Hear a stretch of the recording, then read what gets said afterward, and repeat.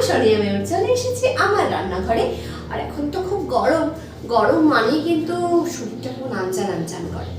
এই শরীর আনচান ভাব কমাবার জন্য যেটা আজকে আমি নিয়ে এসেছি সেটা হচ্ছে ঘোল।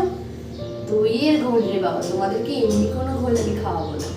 আজ আমি যেটা বানাবো মশালা ঘোল। আমি জানি দইয়ের ঘোল তোমরাও তোমাদের মতন করে বানাও, আমি আমার মতো করে চেষ্টা করেছি, দেখো ভালো লাগে কিনা। যদি লাগে অবশ্যই আমাকে কমেন্টের মাধ্যমে জানিও।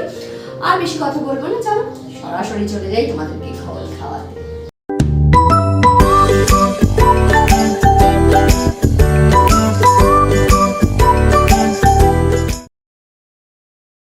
এই ঘোলটা বানাবার জন্য মানে মশালা ঘোলটা বানাবার জন্য কি কি লাগছে সেগুলো আগে তোমাদেরকে দেখিয়ে দিই।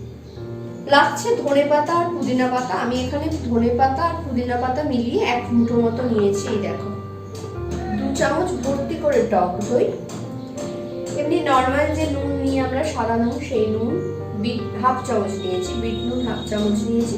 তোমরা চাইলে দুটো নুন না নিয়ে শুধু বিট লবণ দিয়েও কিন্তু এই ঘোলটা বানাতে পারো।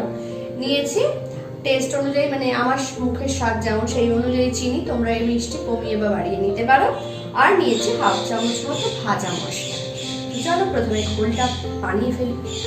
তার জন্য যেটা করতে হবে, মিক্সিং জারের মধ্যে এই সমস্ত উপকরণ আমাকে ঢেলে দিতে হবে। ঘোলটা দিয়ে দিলাম,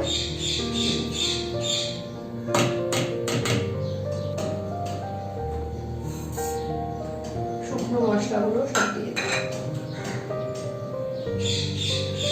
দিয়ে পেস্ট বানাবো।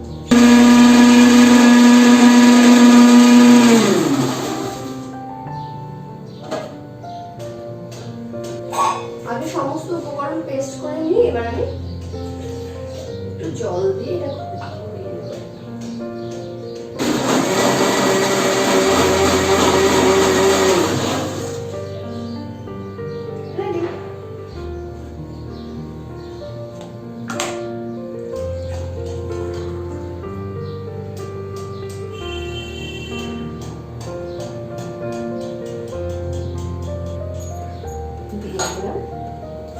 আইসক্রিম।